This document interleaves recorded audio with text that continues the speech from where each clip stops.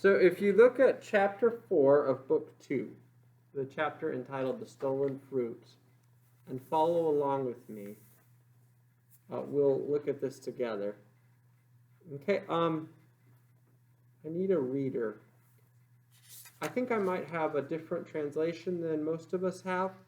I'm looking at, in my translation, the second paragraph that says, in a garden nearby. Can I have someone read that paragraph for us? In the garden nearby to our vineyard? Can I have a volunteer? I will choose someone. Do people see where we are? Please. In a garden nearby to our vineyard there was a tree loaded with fruit that was desirable neither in appearance nor in taste. Late one night, 2 hours according to our Pestilential? custom, we had kept our tree clean. A group of very bad youngsters set out to take down and rob this tree. We took great loads of fruit from it, nor for our own eating or our those who paid. Even if we did eat a little of it, we did this to the tree just for the reason that it was forbidden. Excellent. Thank you so much. So we have here this famous incident that Augustine recalls from his 16th year when he was 16 years old. And it says fruit in our translation, but this is known as the Pear Incident. He steals pears. He hops a fence with some friends, and he steals some pears.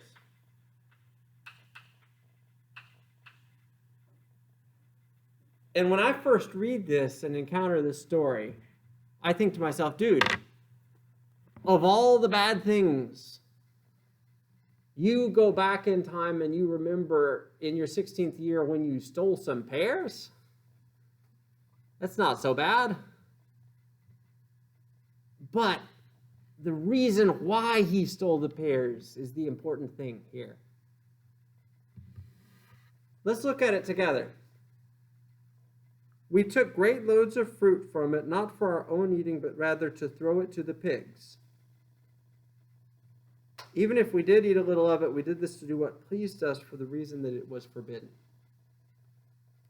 There it is, right there. So they didn't steal the pears because they were hungry. They didn't steal the pears because they needed them. They weren't impoverished. They stole the pears because they wanted to.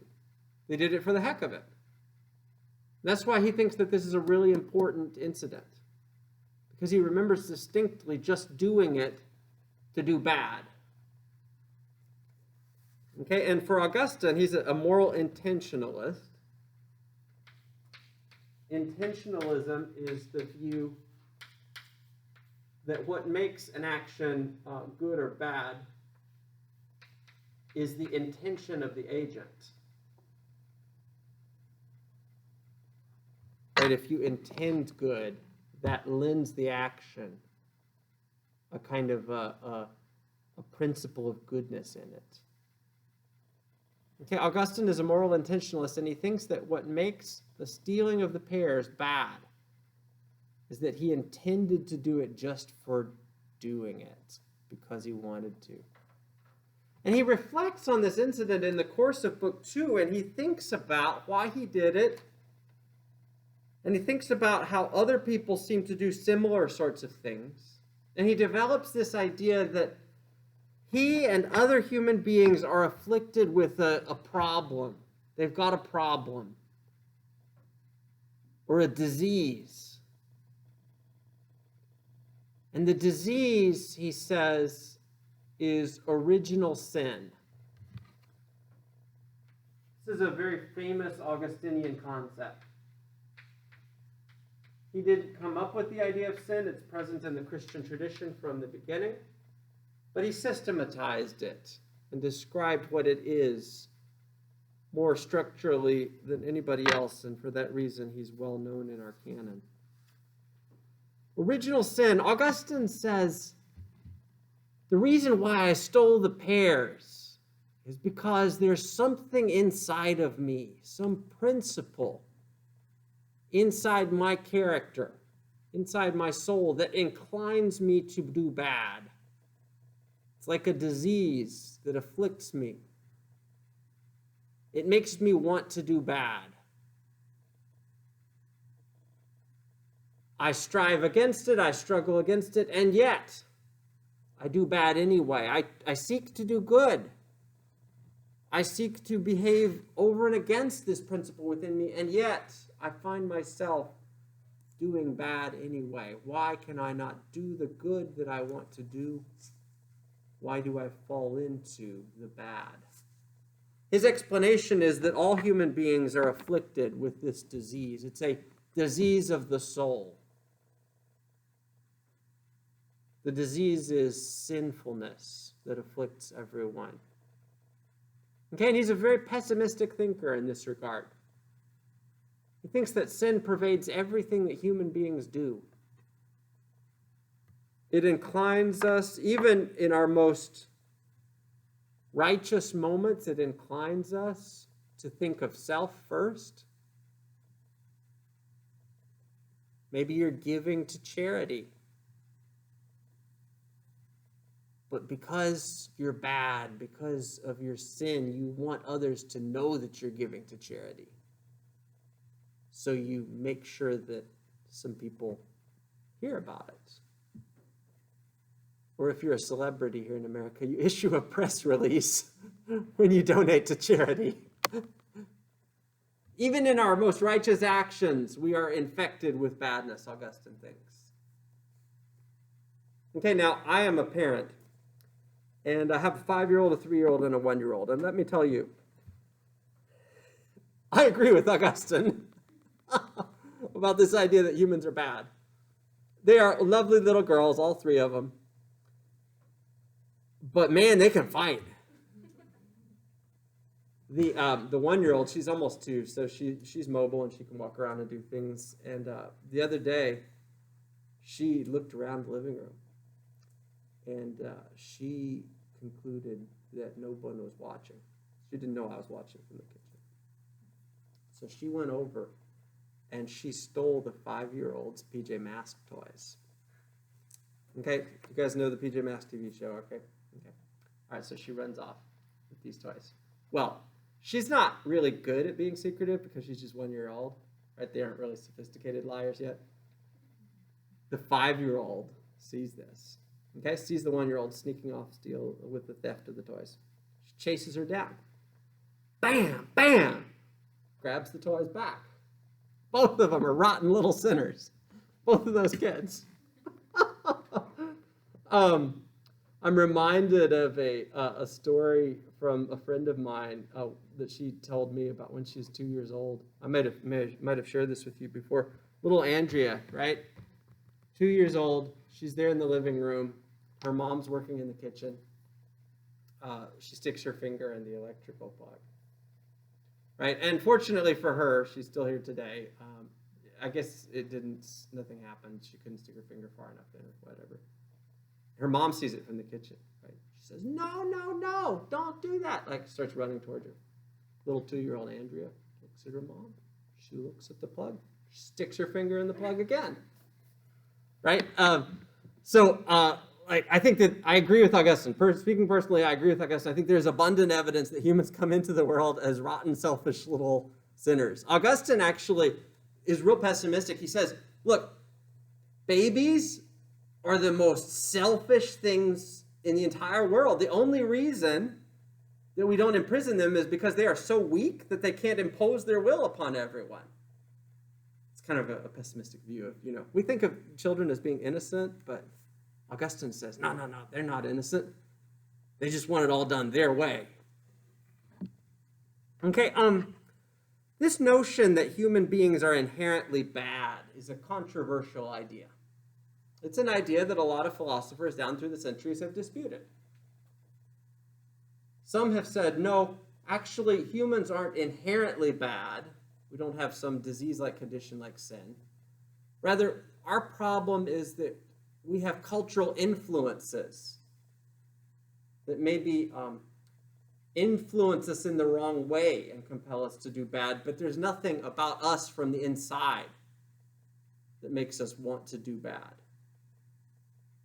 Augustine might respond and say, well, no. If you look at the different generations down through the centuries, every generation aspires to do good. They all want to remedy the mistakes of their parents, and yet every generation finds a new way to mess up.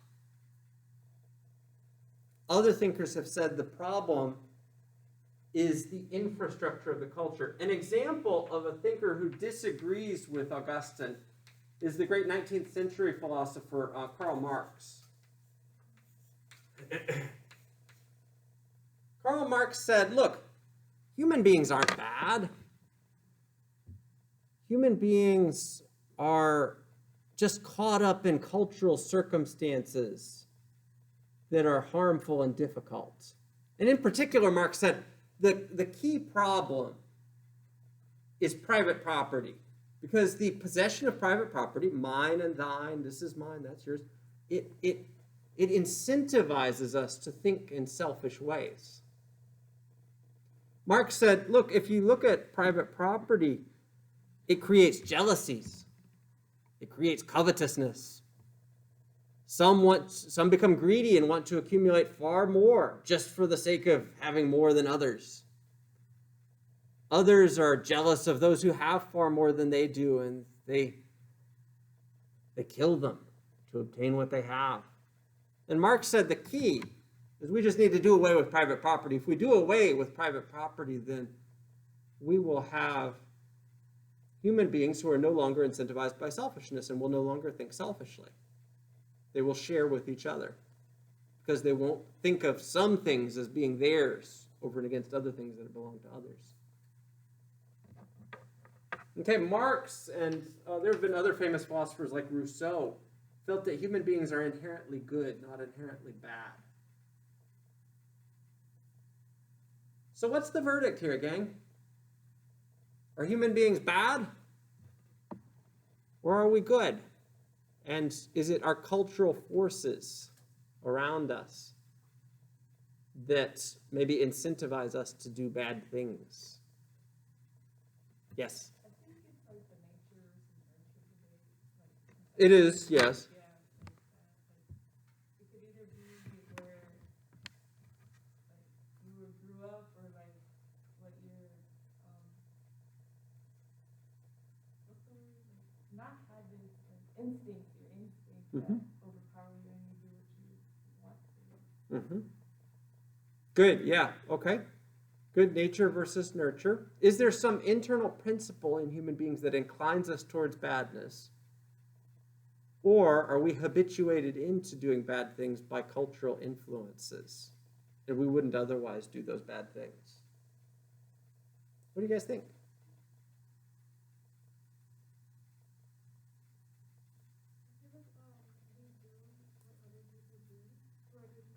That's true.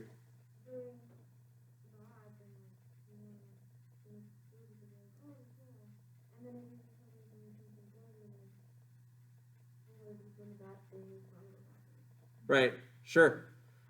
Human behavior is incredibly contagious. If we see somebody cheating and getting away with it, the rest of us want to do it too. Or if we see some moral hero taking an inspiring stand, refusing to buckle under to pressure from some political party or something like that, we're inspired ourselves to be courageous. So human behavior is very, very contagious. My own view on this is, I agree with Augustine that humans are bad, but I think it takes cultural circumstances to activate our badness in different ways. I think that's what's going on. So, because human beings seem often to behave in herd-like ways, to follow sociability, I think what happens is humans have this natural self-interested orientation, and if the culture allows us to manifest that self-interested orientation in a particular way, then we do it. But if it doesn't allow it, then we don't. Okay, beating your neighbor and stealing your neighbor's car is not allowed in our culture. If we were in a part of the world where the rules were much less closely enforced and where there was space to do that sort of thing, I think it would probably be much more common, because I think that the culture would allow that natural principle of badness to be activated more freely. That's at least my view. That's my view, for what it's worth. Is a nature-nurture hybrid where I think we are bad, but I think the cultural circumstances have to be present to activate the badness in a certain way. Does anybody have any reflections or want to weigh in on this whether humans are good or bad bit? This controversial philosophical topic. It's a very famous controversy. All right, Augustine has a solution. Okay, and we're going to talk about his solution.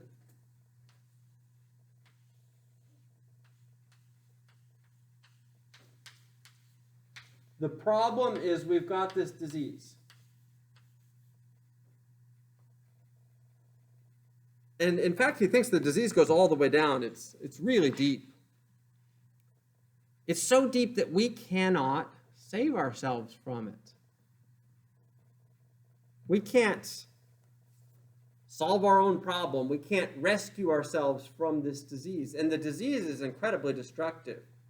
If left unchecked, it will lead to our own self-destruction. Even if checked, ultimately, Augustine thinks sin leads to the corruption and destruction of the soul. Even if it's curbed or slowed or checked, it still leads to the destruction of the soul. So it leads to spiritual death. But Augustine's got a solution here, and the solution is a rescue mission. Okay, and again, he's not an original thinker here, but he articulates these ideas in ways that are very formal and systematized, and that are very influential philosophically. He thinks that what God has offered us is a rescue mission in the form of Jesus of Nazareth. So we can't save ourselves from our sinful condition, but God in his mercy has sent himself, God the Son, as Jesus of Nazareth to die in our place, thus taking upon himself the punishment that is naturally merited by the disease and destructive sinful condition that we all possess. And it's really important here to recognize that this rescue mission is not something that is initiated or can be initiated by humans. Augustine is a controversialist, and one of the controversies he gets into is a controversy with a group called the Pelagians. Pelagianism is considered to be a heresy in the Christian tradition. Pelagianism is the idea that human beings through good works can save themselves from their own sinful condition. And Augustine thinks that there's abundant scriptural evidence that that's not the case. And he thinks also that theologically that is hard to defend. The reason why is because if humans could save themselves, then the solution, the rescue mission, comes from humans, not from God. And we could take credit for it and see ourselves as our own rescuers. For Augustine, it is important to recognize that the rescue mission is a free gift from without, from outside of humans. God becomes a human from being outside of humans and offers us a way of escape. And there are 3 steps to the rescue mission. These 3 steps are conceived of by Augustine in terms of grace. Okay, you can think of them as prevenient grace, justifying grace, and sanctifying grace. Let me put those up here on the board. Prevenient grace,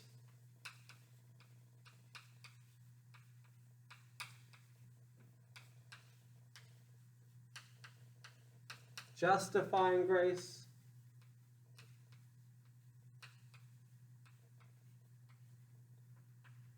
and sanctifying grace.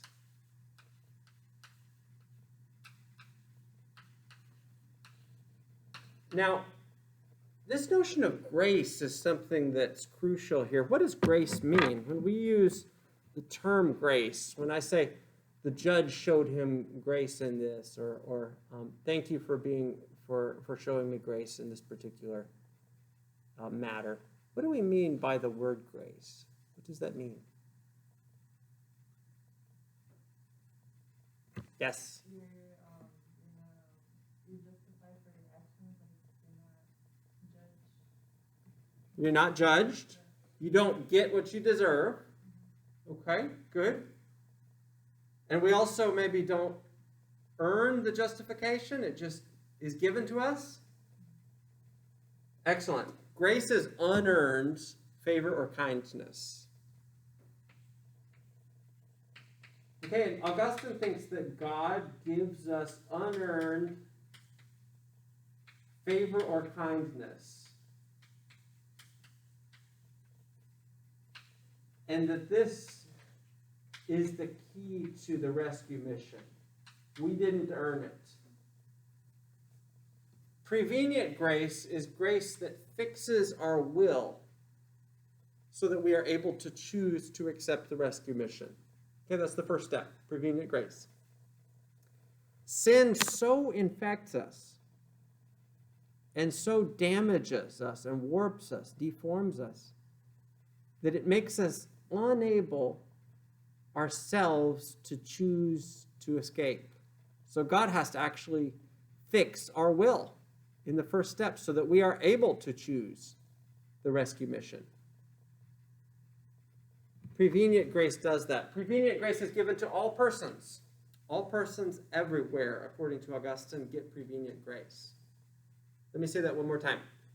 For Augustine, you cannot reject prevenient grace.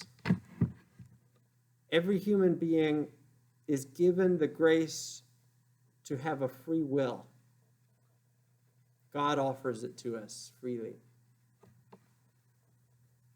Once you are given prevenient grace, though, you have a choice. You can choose to accept or reject the rescue mission. And step 2 of the rescue mission is justifying grace. To justify something is to make it right.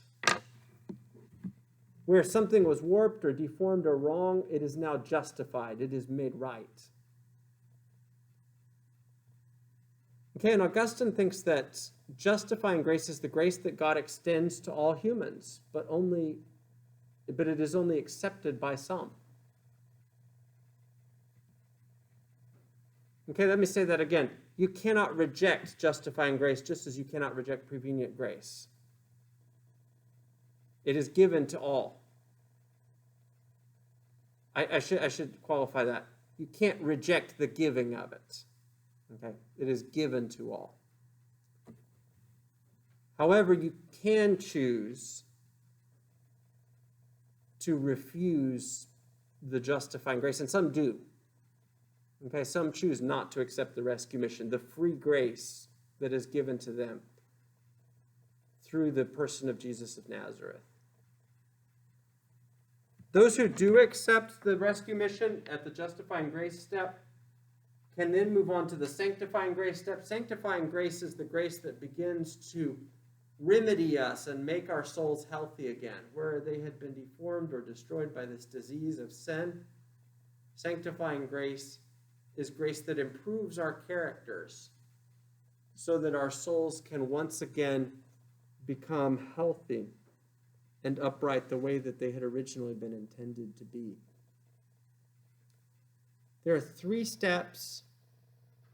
Only the third is a step that is given to some. The first 2 are given to all. You cannot be given sanctifying grace unless you have accepted justifying grace. You can reject the second and third steps, but you cannot reject the first.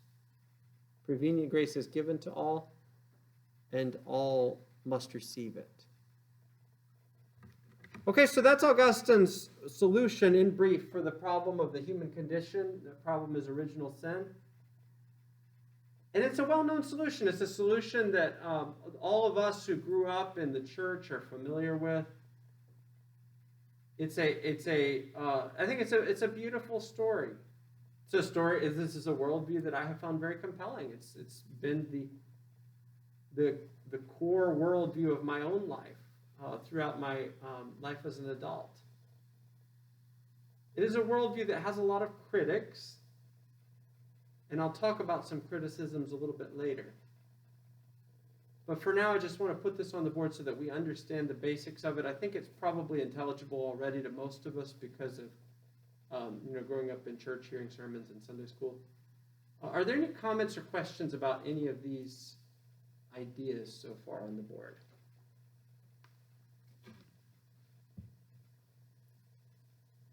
Okay. Yes. Prevenient. It's hard word. Yes, prevenient.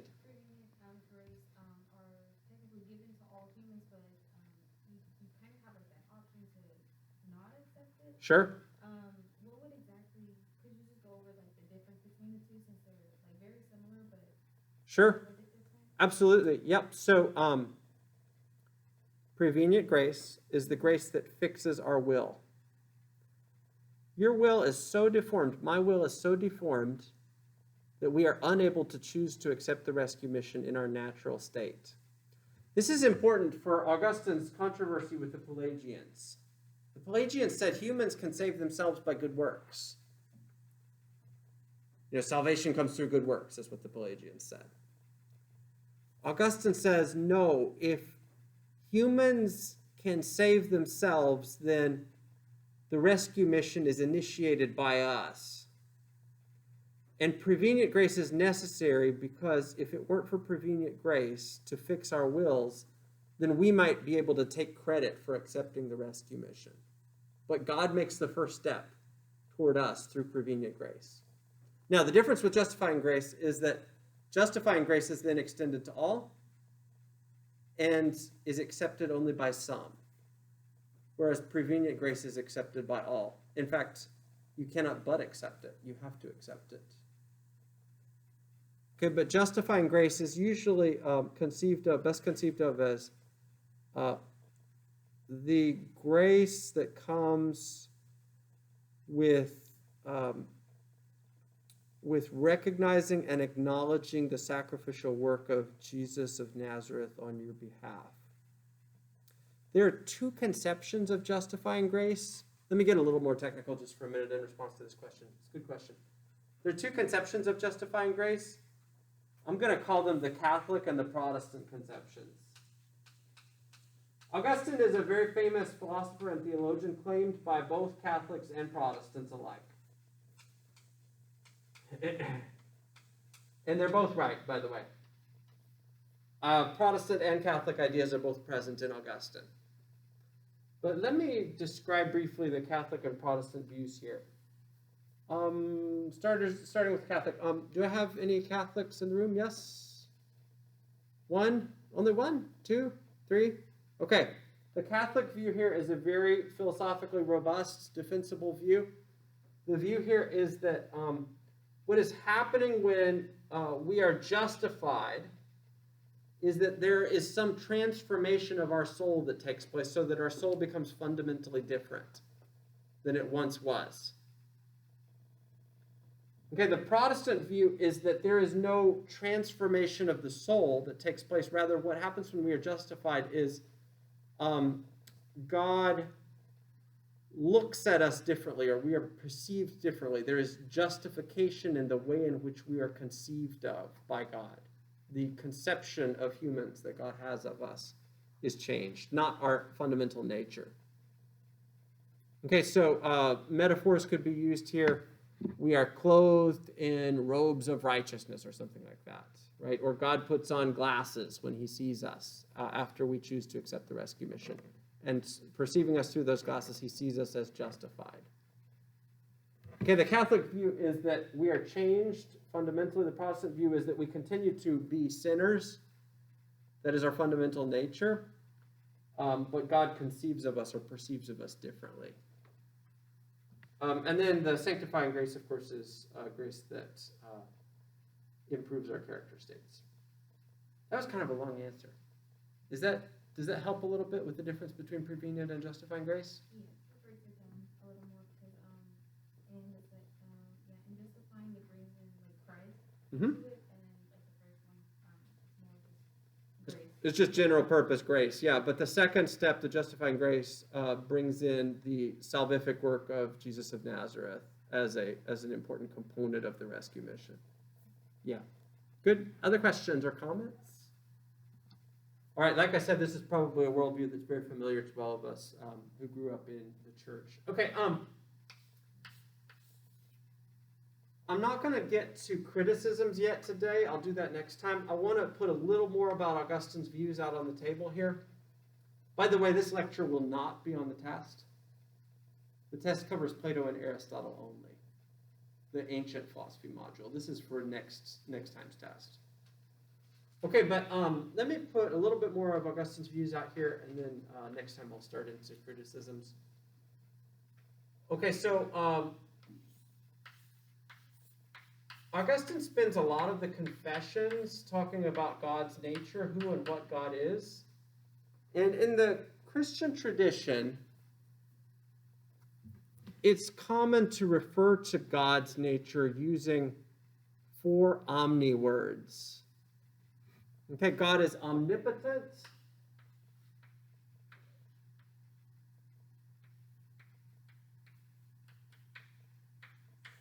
God is omniscient.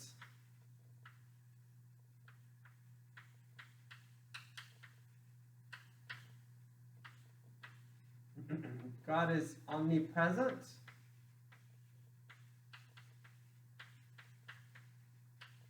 And God is omnibenevolent.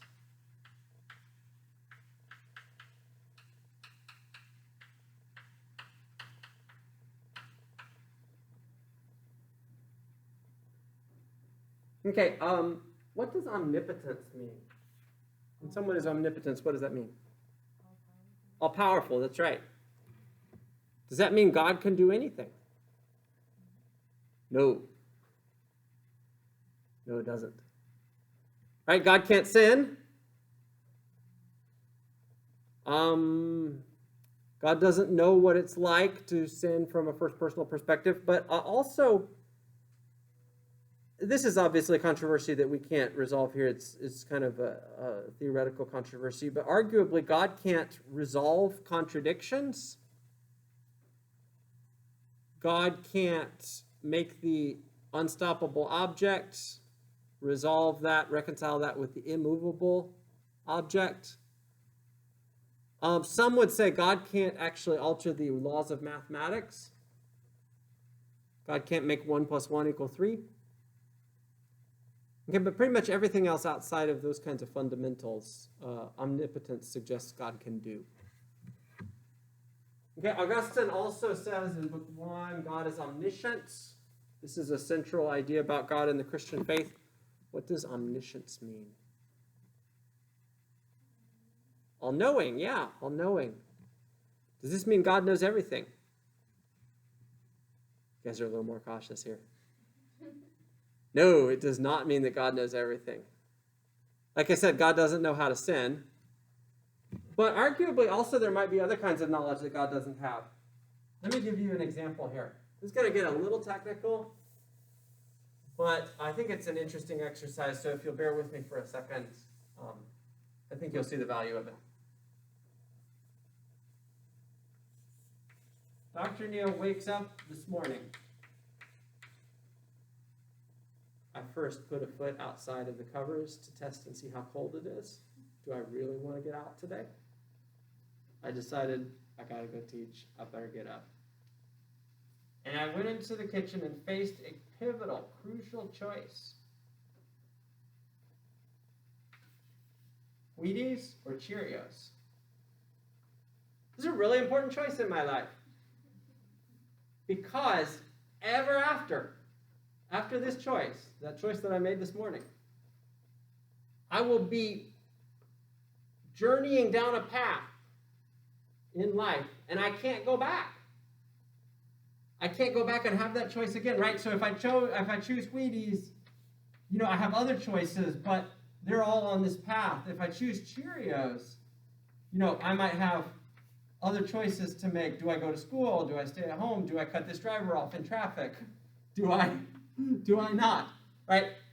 And I might go down that path, but this is a crucial choice because arguably the path that I do not choose is something that I may never reach again, may never enter into again.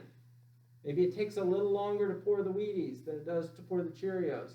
That 3-second gap means the guy in front of me on the highway doesn't cut me off, driving me into the railing, right? There are all sorts of differences in life that result from the fact that I chose one of these rather than the other. By the way, which did I choose? Cheerios? I chose Wheaties because it's the breakfast of champions, right? And I wanted to have a better day today. Okay, so this is the path that I chose, right? Now, forever after, this path is now no longer available to me. I don't know what my life would have been like had I chosen Cheerios this morning. Does God, though? Does God know what our lives would be like? For all the possibilities that we didn't choose. If we do have free will, that means that God has given us the ability to choose our way through life. But it means also that there are a bunch of scenarios that we could have gone down, a bunch of choices, life paths that we could have gone down that we chose not to go down. Does God know what we would have done? Does God know counterfactual knowledge? Is in other words the question here. Counterfactual knowledge. Knowledge of that which did not happen or will not happen if God is outside of time and can see the future. Counterfactual knowledge. Nobody knows the answer here. This is just a speculative issue. It's fun to think about, fun to speculate about. If God does have counterfactual knowledge, it's this called also middle knowledge. That's another name for this. God does have middle knowledge. Then it solves a lot of difficult theological problems. But again, it's not something that we know for sure. It's just a speculative issue that's fun to bandy about. Okay, omniscience means God knows a lot of things. Does it mean God has middle knowledge? Does it mean God has knowledge of sin? Well, not sin, but maybe middle knowledge. Different philosophers and theologians disagree about that. Omnipresence. God is everywhere. He is not everywhere in a concentrated sense. That would be pantheism, right? God is not the rock. God is not the tree. God is not the bush. But rather, God is omnipresent in the sense that he is present in a supportive sense everywhere. God's presence enables the rock to be, enables the tree to be, enables the plant to be. Okay, although God is not the plant or in the rock or in the tree. Okay, omnibenevolence. What does that mean? It means God is all good, right? Does that mean God is all good? Yes. Yes, it does. Okay. And the idea here is just that moral principles are in God's nature, and God is fundamentally good in the way that he conceives of the universe and deals with his creation and with human beings. And we can, know and trust God's will as being good for us because of his goodness, etc. Okay, a lot of other downstream kinds of concepts flow out of that notion of omnibenevolence. All right, now, Augustine doesn't come up with these ideas as characteristics of God's nature. They are present in the Christian scriptures. He does systematize our understanding of them and kind of sets the tradition in terms of the way people conceive of what omniscience means, or of what omnipresence means, or omnibenevolence. So he's important in the canon for structuring our, more systematically than anybody else had done, structuring our understanding of these concepts. Okay? Questions or reflections? This is mostly an information lecture, not really a discussion lecture as much today. Cool? Okay. Good deal. It is great to see you all. If you have any questions about the exam, please email me. That is the fastest way to reach me.